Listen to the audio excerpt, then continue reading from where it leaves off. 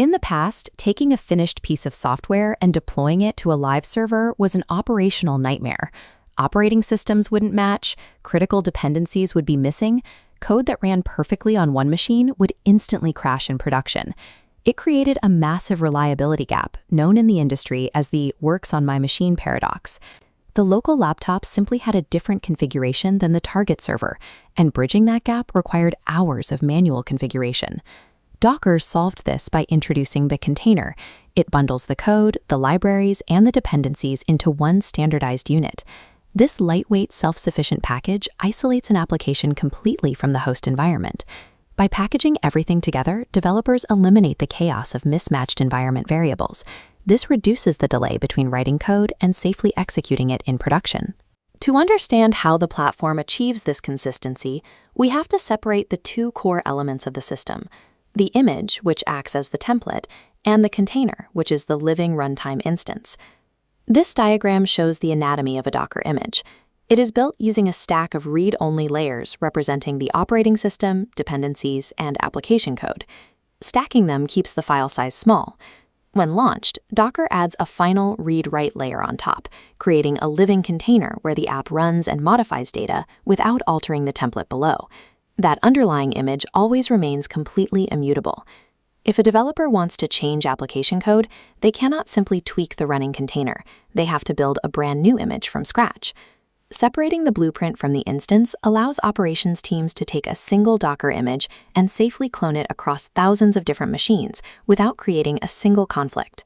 Historically, running multiple isolated applications on one server required virtual machines, but VMs impose a significant resource tax. Every single application requires a heavy hypervisor and its own complete, bulky guest operating system just to function.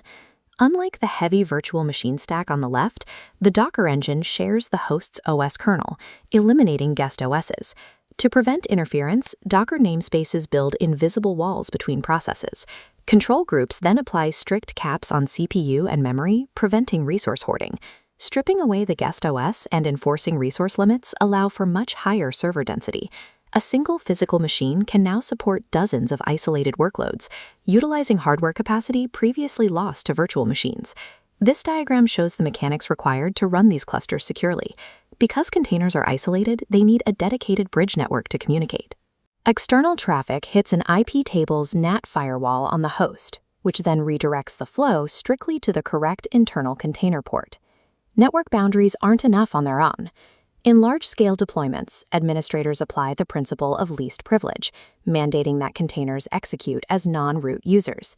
If a process doesn't need administrative access, it doesn't get it. Security teams can take this further by forcing the container's file system to be read-only at runtime. This locks down the environment, nixiliting malware injection, and preventing attackers from modifying the application's internal files. True enterprise-grade isolation requires stacking these efficiencies with absolute control over network routing and file permissions. That is how system integrity survives in a high-density environment. However, Docker has a specific limitation. It is a tool for packaging and running individual containers, but it was not designed to coordinate thousands of them across a distributed, multi-server data center. For that scale, the industry turns to Kubernetes. It is an orchestration platform built explicitly to manage the sprawling fleets of containers that Docker generates.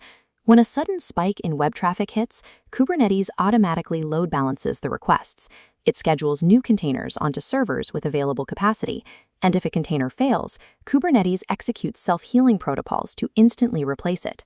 Docker builds the vehicle. Kubernetes is the highway logistics system, routing the traffic and ensuring every unit arrives where it needs to be, completely uninterrupted. But managing this sprawling power always routes back to simplicity on the developer's desk. Controlling this entire system requires only a few basic keystrokes inside a minimalist command line terminal. A developer types docker build, and the engine reads a configuration file to compile the immutable image blueprint.